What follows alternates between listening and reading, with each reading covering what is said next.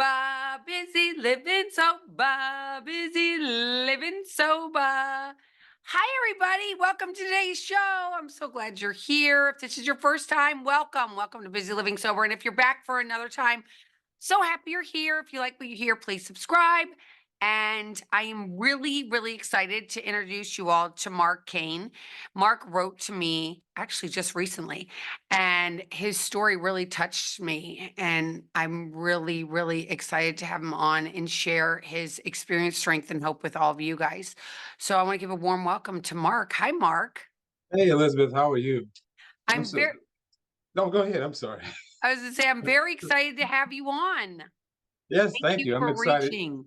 Yeah, I'm excited to be here and share my story. This journey of sobriety has just been it's been awesome. You know, aside from the alcohol abuse in the beginning, but the other side of that is just I'm excited. I'm excited. Well, I'm really excited because when I read that you like had a crane fall on your car when you were, I mean, I want to hear the whole thing. So do you Okay. want to start it at the very beginning? Tell us what it was like. Well, I can tell you, I used to live in New York, and earlier in life, so you can see I got a little gray here happening. I was a I, I was a, I was a chef, so I was working in the New York restaurant scene and working with these different restaurants and everything. And it was it was the end of an event that I was working at.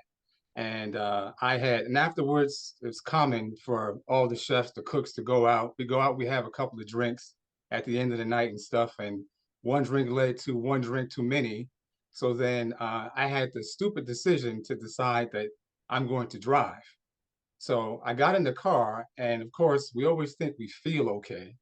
And so I'm driving. I was down in Greenwich Village in Manhattan, and I'm driving down the street. It's like maybe 2 o'clock in the morning and there's no one on the street. So I pull up to this light, stopped at the light. You know, I'm fiddling with the radio, and then the light changes, and I proceed to drive off. And then as I'm driving off, out of nowhere, I see this woman, and she's dressed in all black, and I don't want to hit her, so I swerve, and the car goes around the corner. And around the corner was this huge crane. It was one of those cranes they use to put the HIVAC systems on top of a high-rise building or something. And it was just parked there. So that was the last thing I remember. And the next time I'm conscious, I'm on a gurney, and they're taking me through the emergency room, and there's a police officer. He's walking alongside of the gurney, and he's talking to the doctor. And the police officer's telling him, he's like, yeah, some guy, started an accident on the West Side Highway. It's a pileup of like 6 to 8 people. And I sat up and I'm like, oh my goodness. He's like, no, not you. He said, you just hit a crane. And I'm like, just a crane. He's like, yeah, you just hit a crane. And it was just like he told me what happened was this officer was on the scene they were shooting a movie somewhere nearby, and he heard the crash. And what happened was my car went under the crane, and it took the roof of the car off. They had to pry me out with the jaws of life. And but thank God, what was really miraculous about it was that I walked away without. I didn't break anything. The only thing that happened was I had a piece of glass stuck right here in my forehead, and another one stuck in my scalp, and a couple of scratches on my face, but that was it. So the police officer told me that when they found me, I was reclining. My seat was all the way back, so that it went right over my head. Oh my gosh. Literally, God was watching over you. I mean, that is crazy. Yes. Oh my gosh. Now, wait a minute. How old were you when you started drinking? Probably in my early 20s. Yeah, in my early 20s, like late teens, like 18, 19, 20s, and that part of my life. And you grew up you grew up in the city? Yeah, I grew up in Queens, actually. Yeah, in New York. Okay, so and you grew up and you cuz I mean I started drinking at 13, so I'm like, "Oh my gosh, 18, 20, you were like older. You weren't like a little kid." No, no, not at all. And I kind of drank then. It was more social drinking, and one thing led to another, and then it became over time a coping mechanism. for the pressures of life and just looking to get relief, but in the wrong place. Right. And did your parents drink or any of your siblings drink? My father drank, but not a lot, and my mother didn't drink at all. Oh my And gosh. my siblings, I have 8 sisters and one brother, but my brother passed away a few years ago. Oh, I'm sorry. Thank you, thank you. But yeah, I have 8 sisters, so we have a big family. My parents have passed on as well, but me and my 8 sisters and I'm surrounded by women. Oh my God, God bless you on that one too.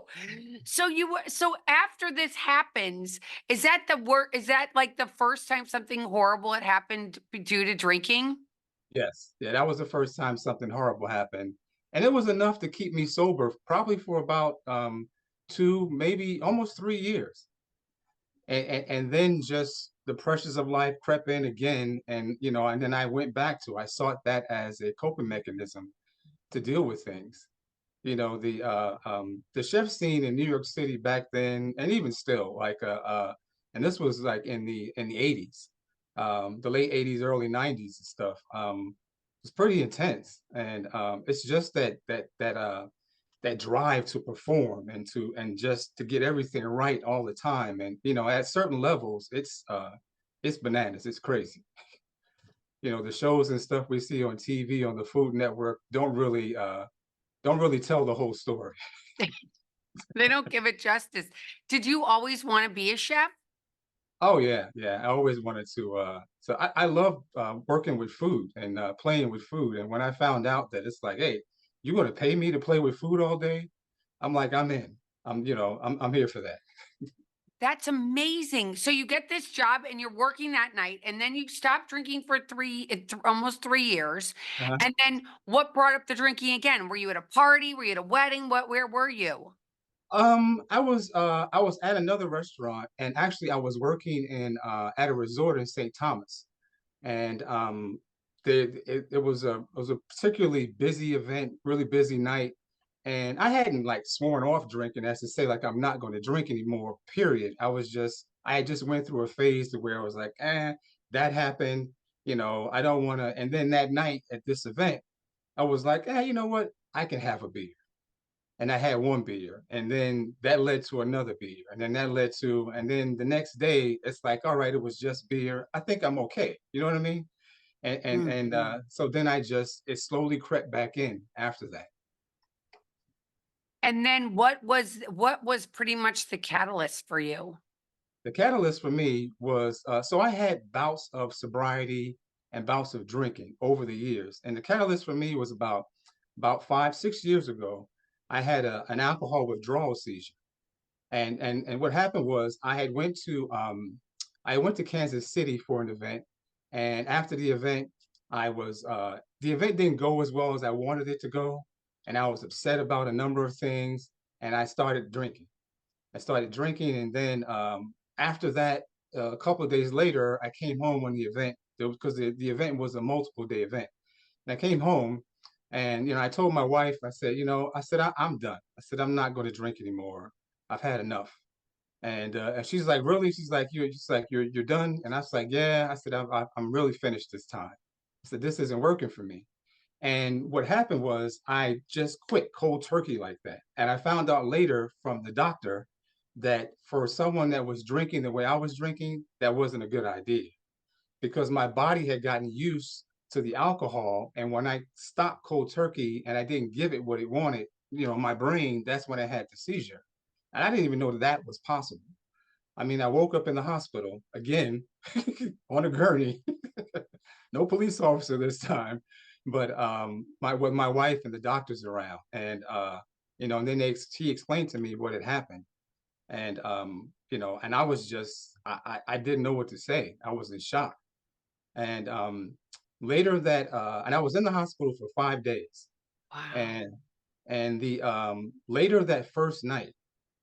I remember lying there, and I'll never forget this. I was lying there in the bed, and it had to have been, I don't know, maybe 3 o'clock in the morning. I couldn't sleep.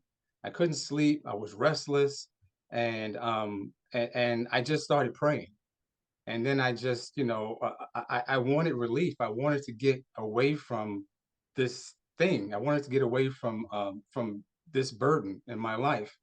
And I remember they had me tied to, they had me connected to these machines, and the tube in my nose and everything.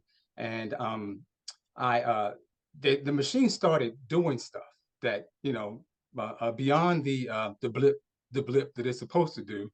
It was doing some other stuff, and my pressure went up. And I'm looking around, I'm hitting the button, I'm looking for the doctor or the nurse to come. Nobody was coming. Nobody came into the room. And what was funny is like the door to my room was open, so I could hear everyone out there, but no one came. And then everything went black. I felt like I passed out. Everything went black. And then from that moment, I heard a voice. And the voice said to me, "You can come now or you can come later." And I'm like, "Well, I don't want to come now. I prefer to come later." And he said, "I'm the Lord and you belong to me. You can come now or you can come later." And I said, "I prefer to come later." And he's like, "Well, if you're going to come later, then we're going to have to get busy doing the things that I put you here to do." And I'm like, "Okay." And I said, "Well, how do we do that?" And he said, "You have to give to me your addiction. You have to give to me your problems. You have to give to me your pain. If you give those things to me, then I will give you the ability to walk away from them." And I said, "Okay." And then in that moment, as soon as I said, "Okay," I woke up, but now it was morning. The sun was shining. I could hear the birds chirping outside. It was amazing to me because even the air tasted different. Everything felt good. I was at peace. The machines that they had me tied to were just doing their normal thing. Everything was good. The doctor came in later, and he's looking at my stats. He's looking at other stuff, and he's like, "What happened to you?" I'm like, "What do you mean what happened to me? I want to know what happened to you guys. I was pressing that button last night and nobody came in." Everything. And he's looking at me. He's like, "But we got to run some tests." So they ran some tests to see my blood pressure had normalized. They ran some liver tests, and those came back, like that my liver was functioning properly, which was, I was truly really grateful for that because all the drinking I had abused it. But and that situation was the catalyst for me. Um, and because from there I went into rehab, and in an outpatient type situation, I went into rehab, and then I went into the 12-step program as well. And it was yeah, I realized then, but the thing that was really exciting for me too was that I didn't have the desire to drink anymore. It was different for me then than it was when I said to myself I was going to quit. This time it felt different. It felt like, this is going to stick, this is going to work for me, but I better get busy doing what I'm supposed to be doing. Now I want to ask you a couple questions. For one, Sure. so when did you move to Iowa? We've been living here probably about 17 years now. Okay. So some of this happened while you were in Iowa, not on the East Coast or anything. Correct. And tell me this, when you grew up, what was your relationship with God and religion and that sort of thing when you were growing up Oh, in I feel Queens? my relationship with God was great. I mean, I used to sit my father, and he used to sit me down, and he would take out we had a big one of those big family Bibles that sat on the coffee table, and it had all the illustrations in it, and he would tell me stories from the Bible. And he was a really good storyteller. So when he told these stories and everything, it was like a movie to me. And I loved sitting with him and him telling me those stories. And he really instilled in me the idea that I could question God, and not that I would question his sovereignty or his divinity or anything like that, but I could ask him questions. And it's funny, when my wife and I, when we first met, we've been married almost 20 years come May. When we first met, she was telling me about a particular situation she was in. And I asked her, I said, "Well, have you prayed about that? Did you ask God about that?" And she looked at me like, you know, "Why do I have to ask God about everything? Shouldn't I be able to make a decision on my own?" And then I said to her, I said, "Well, how's that working out for you?" And she looked at me, she got mad. I'm surprised she's still married. But because I said to her, why would you not ask someone a question that has the answer to every question you could ever ask? So, and that was the way my father framed it up for me. He wants you to ask questions. And then, so my relationship with God was kind of like that. I would ask him questions, and he would tell me things. And during the course of my life, when I got into the restaurant business and all that stuff, and I kind of pulled away from that dependence on him, and I wanted to depend on myself to do the things, and that's where I went wrong. From down there, you know, things may have looked good, but really on the inside, they were going downhill.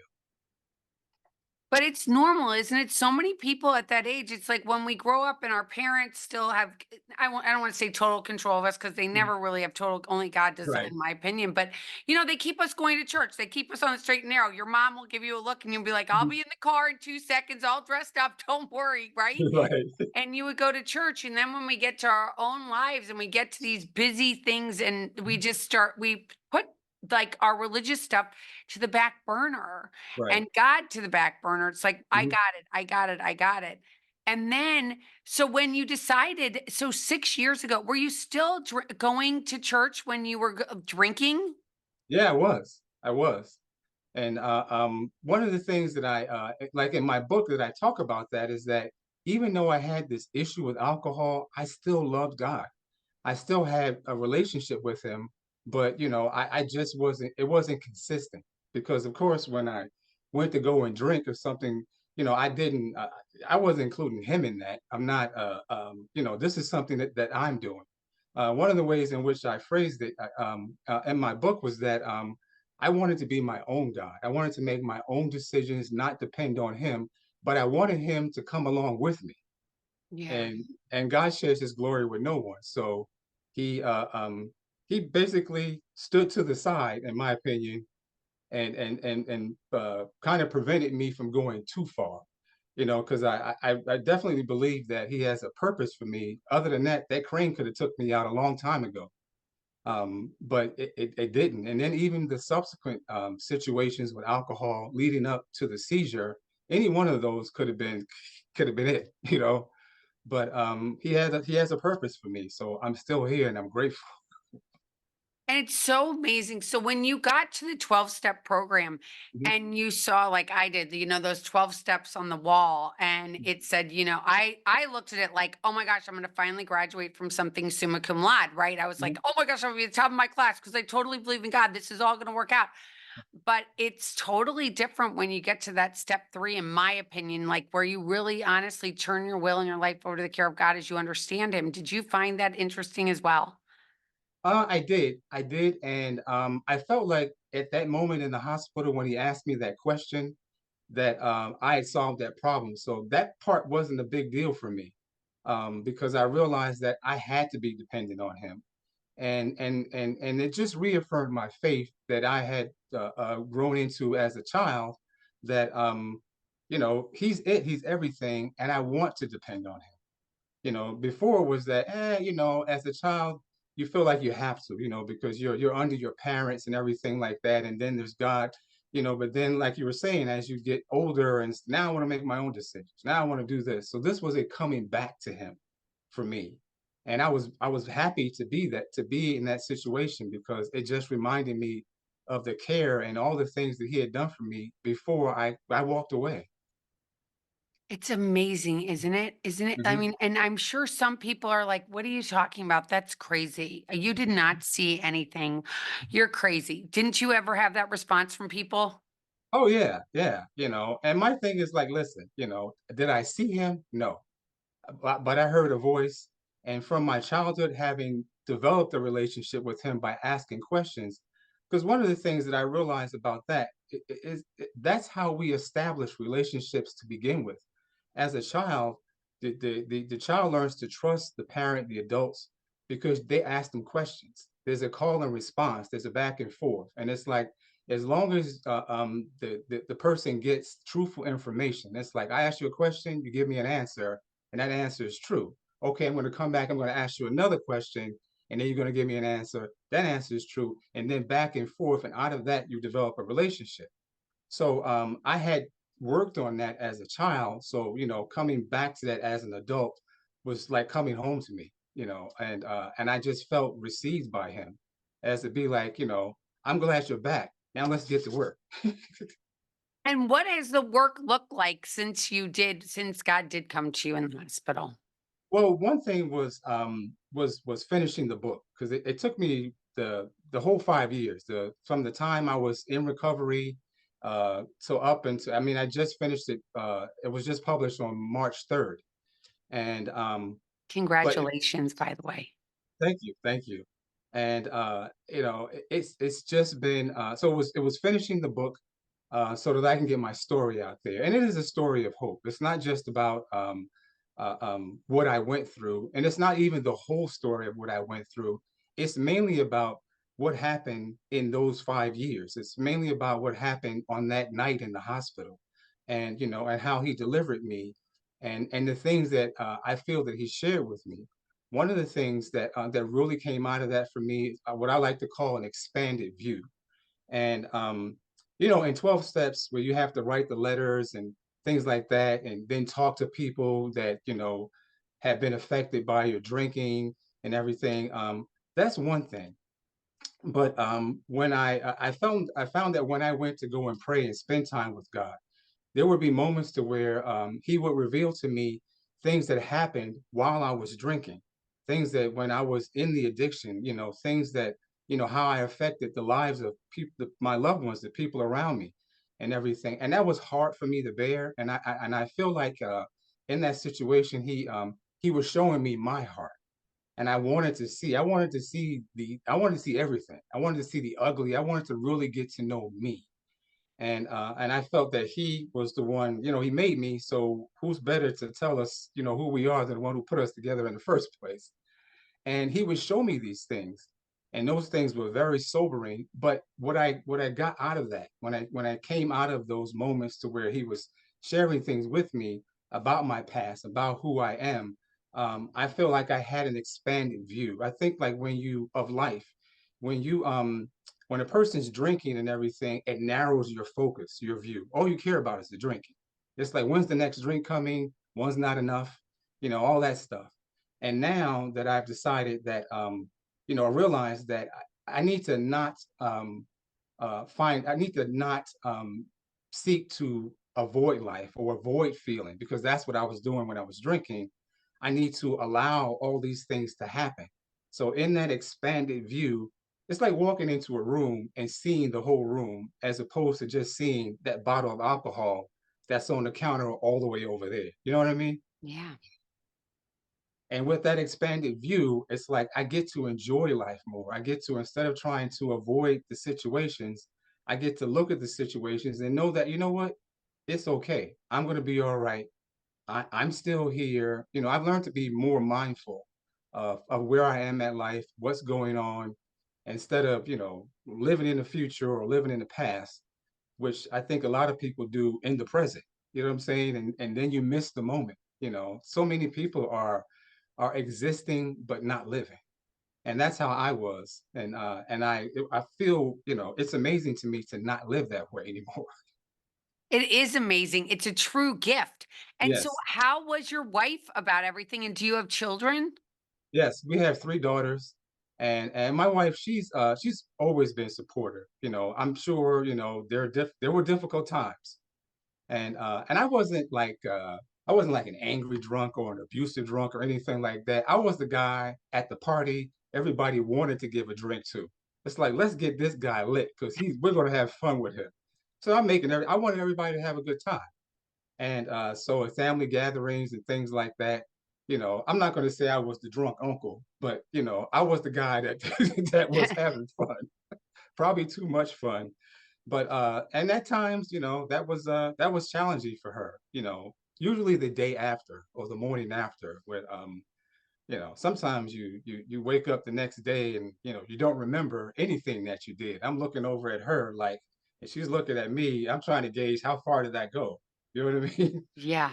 Yeah. And but she stood by me. She knew that I was in a fight, and she prayed for me and she stood by me. and I love her to death. She's a wonderful woman, and we're so she you know she one of the things that she told me when she realized that she's like, all right, you're sober for real now, and she wasn't sure at first, which was interesting. It was one day because after I got out of the hospital, I had 3 more seizures, and Oh my gosh. the doctor told me, he said those it's called PAWS. It's an acronym for post acute alcohol withdrawal syndrome. He said, and that is your body's attempt to get back to where it was before. And he said, so they were small seizures. They'd be like, one of them I spent maybe 2 days in the hospital. And so when I had to go back, she said, you've been drinking. And I'm like, no, I haven't. They ran the test and everything. It's like, no, he hasn't had anything to drink. And so she wasn't sure. And then after I had the last three and everything, a month went by, everything was good and stuff like that. She kind of still didn't believe that because I was happy all the time. And and she told me she said one of my concerns was that when you stopped drinking, that you weren't going to be the person that I enjoyed being around. But she said what she found out was that when I stopped drinking, I was the person that she fell in love with all the time. And yeah, and that really touched me. Well, it's really beautiful because, and I want to touch on something, which is Mhm, the seizures and withdrawing, because a lot of people think that, oh, I don't drink that much, or it's not a big deal. I'm just going to quit cold right. turkey. And I do know someone that passed away from that. The Mhm, woman had a horrible seizure and, passed on mhm, and didn't get an opportunity of another day with her daughters and her mhm. husband. And it's terrible. And I think it is so important that we reiterate and reiterate that you need to speak to your doctor, even if you think you're only a teetotaler, let's Right. say, Right. right? Yes, absolutely. And it sounds counterintuitive to someone that wants to quit, but you need to let your doctor know.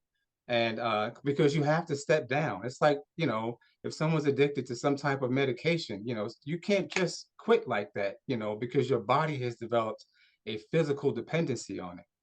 And I look at addiction as a spiritual problem that produces a physical result. And the physical result is not good. No, it's not. And it takes away so much of us, and I Yes. think we don't even think about what it takes from us, right? I mean, No. there's the little things like the vain things, which of course I care about a lot of stuff like what do I look like? Oh my gosh, it makes me look old. It makes me smell terrible. It makes, you look like, as you were talking about, like you were the fun drunk, but you still knew that you were like probably not looking your best in the Right. corner, acting a certain way. And so getting to this place where you're like, "Oh my gosh, when we get sober and we look back." You mentioned shame in the email you sent to me, Uh-huh. and I think shame is such a uh, God, what a feeling it is. I mean, when I Mhm, first got sober, I coined the phrase "sober, not ashamed." I even had it patented mhm, because I had so much shame mhm. for what I had done in my drinking. But I want to say I'm not ashamed, even though I really was, right? Right. Because it's so hard to look back at what we had done to the people we loved, wasn't it? Yes, absolutely. And, shame has a dual purpose, and I found that out in recovery. That was very interesting to me because it's one of those things. It's almost like pain. Pain is your body letting you know there's a problem, and it's located here in the body. Right. And shame is like letting you know, all right, basically, uh, um, you're doing things that aren't good. You're doing things that aren't good, and I'm recording it all. I'm going to remind you of it all. I'm going to hold you accountable to the things that you did that were wrong. And it's kind of a double-edged sword because then you feel ashamed, so then you hide more from the shame. So then I'll go and have another drink because I don't want to feel ashamed. And I found that on the other side in sobriety, it's like I'm not ashamed anymore. When people talk to me about what I went through and everything, I'm willing to talk to anybody and everybody about it. I can even laugh about some of the things that I did that other people are like, "Oh my goodness," and whatnot. And I'm like, because I'm not that person anymore. That's not the guy that I am. And the fact that I'm still here and I went through all that, I'm ready to shout from the mountaintops that anybody can do it. And it's just it's awesome. I'm not ashamed, but I was ashamed, so I understand what you're saying. But I use those stories now, those accounts of what happened and everything, that were shameful, to let other people know that it's okay. You can acknowledge those, and you continue to feel ashamed if you're still stuck in that addiction. But when you let it go, that shame, that's like your platform. You know, It's so true. It's so true. And do you still go to 12-step meetings today? I used to, I was going to the meetings, and then I got pulled from that meeting to another meeting where some of the other my sponsor was telling me, he's like, you should come to this other meeting. It was a meeting of the sponsors. And I'm like, okay. So we're sitting around talking and everything. And I went to the meetings for a while, but then I pulled my sponsor aside, and we were talking one time, and I told him, I said, these meetings are great. It's a safe place for people to discuss, how they feel, and to the I say, but I'm not really getting that much out of them anymore. And it's like I said, I want to do more, but I feel like I'm being led to do it in a different way. And he said to me that, and this was while I was writing the book, and I would share some stuff with him. And he said, people need to hear what you're saying. He said, that's why I like you coming to the meetings and everything. And so I continue to go, and every now and then I might go, but I'm not as frequent a member as I was before. I get that too. And Mhm. I want to ask you something. You've been writing since, were you always a writer? I mean, obviously you were creative because Mhm. you were a cook, because, right? You Mhm. play with the way you were describing, even how much you lit up when you were talking about food and you got to play with food. So you're a creative person. Have you always been a writer as well? Yes, yes. This was my first published book, Letters of Hope. But I've always written. I'm always, my wife tells, she said, you spend a lot of time in your head. And I said, it's a wonderful place to be. But I'm a very curious person. And that was something else that came out of, putting the alcohol down, was that I got back that zest for life and curiosity. I'm always learning new stuff. I'm an avid reader, and I always want to know how stuff works. Even as a kid, I used to take stuff apart all the time and try to put it back together. Sometimes much to my mother's dismay, because I might break something that she bought. But it's so true. It's like when we get back to where we were, like where we were before, and we find all those joys and all those hopes, we can go to the next level, right? We can be our true, authentic selves and not feel any of that shame you were talking about. And I love that. And when you talk about writing, I mean, I don't know how many men really talk about, you know, what's really going through in their heads. And I think we Mhm, need more men like you to go out there and show them that you can do this and you can mhm. be vulnerable. Right. Yes, and that's a great way. That's a great point that you make there, because that's a great way of dealing with my emotions, of dealing with how I'm about to approach something. It's like, let me pause for a second, maybe sit down, write about it, think about it, or, I mean, and do both before I actually act. I learned um, that I need to respond more to life rather than react. The reacting is Ah, what gets us into trouble, because when you react, you don't have time to think, and you're not going to react correctly unless you spend some time practicing how you're going to react with whatever that is that you're reacting to. You know what I mean? yeah. I So, totally get it. So what would you say, what would you give an example of being responding and reacting? Will you give us an example so somebody who doesn't get it? okay, one time, my it was actually when my wife and we were coming home from one of the smaller seizures that I had. So we're driving home, and the car got a flat tire. Actually, two of the tires went flat. So we went to we called the AAA people. They came, and they towed the car to this place where we were going to get the new tires. and the guy, the tires that he was selling, they were grossly overpriced. I don't know what he was thinking. I'm like, I could buy another car for that. I just need two tires. You know what I mean? So we he put some air in the tires. He put some stuff in it to seal it. And I'm like, I'm going to go somewhere else. So I went on Facebook Marketplace and I found this guy who had some tires. So we drove over to meet this guy and at a I think it was a Walmart parking lot, and we got the tires and put them in the back of it was an SUV, put them in the back of the SUV. Then I found another guy who was going to put those tires on. So now we're on our way to get the tires put on, and the tires start to go flat again, and you know my wife's looking at me and everything, and I start, and this is the difference, like reacting and responding. You know, I my reaction was laugh. I started laughing, you know, and she's like, "What are you laughing about?" You know, it just like we're stuck here, you know, and everything. I'm like, "Don't worry about it. You know, it's going to be okay." This was my response, and it's like, you know, we'll figure out something. I didn't know what we were going to do, but we'll figure out something, you know. And so we got out of the car, and I looked at it, and we were able to get it a little bit further to a gas station, put a little bit more air in it, and then got it to the place to where the guy put the other tires on.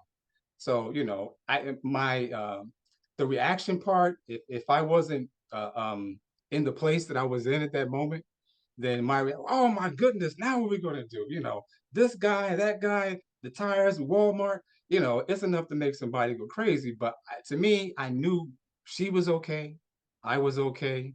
We'll figure this out. And you know, so my response was, we'll figure it out. Don't you love that? Because there's so many of us that when we think that we just go, "Ah." I'll give you an example. Yesterday, I went to a tennis, the Miami Open. I love tennis. So I was going with my friend and we had nowhere to park. And she's like getting all flustered. You could just see her head just getting red and just going, oh my gosh, oh my gosh, oh my gosh. I'm like, it's okay. It's all going to work out. It's all going to work out. We don't need to go to that place. Yeah. But I think that when we are in our addiction, we can't even find the ability to take the pause, can we? Oh yeah, that's difficult then, because we're not really looking for it then. Yeah. Yeah, we're looking for an excuse to go and have a drink. Yeah. And and life will present you with plenty of problems and plenty of reasons to go and do something you ain't got no business doing. So tell me about writing the book. And we're going to I want to tell everybody that's listening, you can go and look in the description, and I'm going to have all the links for everything, where to reach out to Mark and everything. So if you want to buy the book, it'll be right there. But tell us about the journey of writing the book. And did you self publish it, or did you get someone to publish it for you? And what was that like? I self-published it. I self-published it on Amazon. I did find someone to format it and load it onto Amazon, but because that is free and anyone can do it. But there's a learning curve to that that I didn't want to invest the time in. So I wrote it, and it was a journey. You know, at some points during the 5 years of writing it, even my wife said to me, she's like, "Are you ever going to finish that book?" You know, and I'm like, I am. She's like, well, you don't. I said, I got to work on it as it comes to me. I got to work on it because I want it to be right. You know, I don't want to rush it. I feel that this book is going to be able to help other people to realize that you know, that you can overcome this, that you can step away from alcohol, from any type of addiction. Because to me, it was what I learned was you know, I had to focus on my purpose. We're all here for a reason. And I think what the saying is that if you don't know how something's supposed to be used, then abuse is inevitable. That you're going to, so it's going to, and that applies to us, to ourselves. If we don't know what we're supposed to be here for, what we're doing, then we're just wandering around trying to make ourselves comfortable while we're here. And there's so much more to why God made us and put us here in the first place. So that, and writing the book was taking that journey, spending time with Him in prayer, understanding the the mechanics of addiction. Because one of the idea that really kind of framed the book for me, even the title, Letters of Hope, freedom from addiction is that I wanted to personify the elements of addiction. If I could, if the sober me could talk to the drunk me, what would the drunk guy tell the sober me that would be helpful to me? So there's a letter in there. There's a letter in there from sober me to addicted me. There's a letter in there from addicted me to sober me. I even personified the alcohol itself because I wanted to know what would the booze say to me if it could tell me of its true intentions toward me. And so I personified those conversations in the book. That is so interesting. I can't wait. I haven't read it yet, so I've got to check it out. I really want to. So I want to ask you, if someone is out there and they say, "I don't know my purpose. That's my Mhm. problem. I've been drinking and I keep going back to the drink and going back to the drink." And you were blessed with this God coming to you, the voice coming to you, telling you what your purpose was. But what if that person hasn't gotten there or heard anything? What do you say to them? To that person, I would ask you one question, and that is, what annoys you? What bothers you to no end?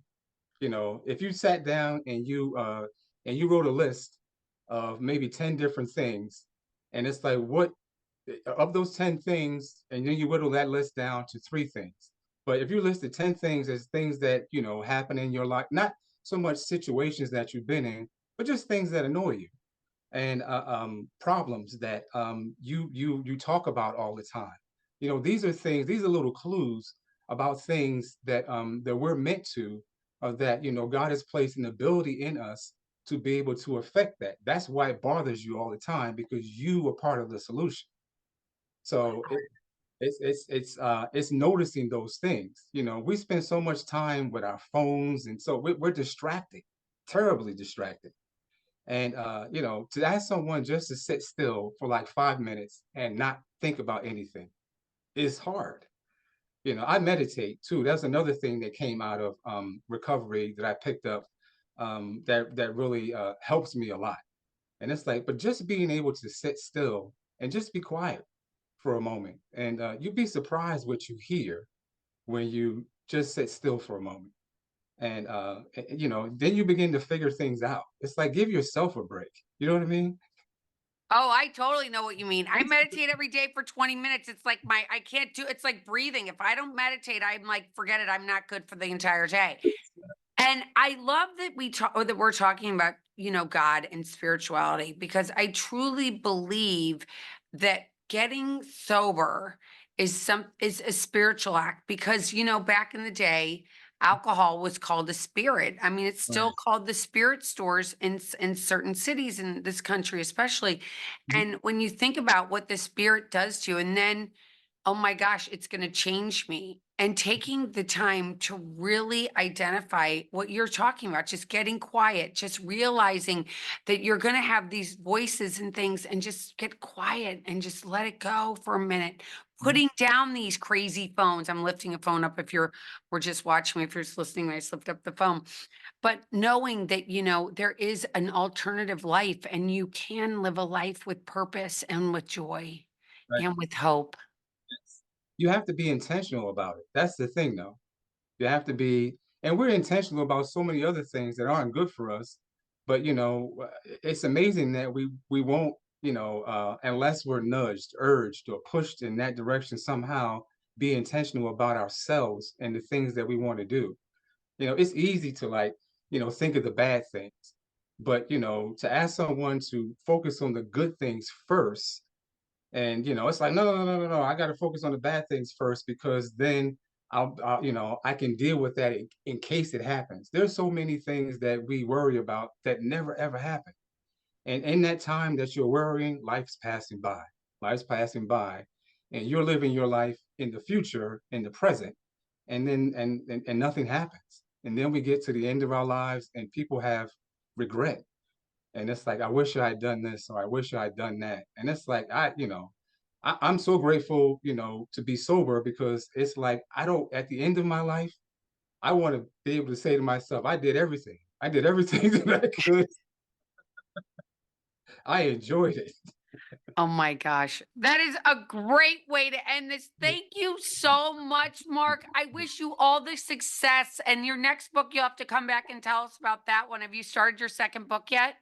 Yes, I have, and that book is it's a book about relationships, and so it kind of brings in some of the things that my wife and I went through during the period that I was drinking, and just how marriage works. I tentatively titled that book "The Bow and the Stern" because I look at I'm using a boat analogy as to be the boat is like our marriage, and she and I occupy different ends of the boat to make it work.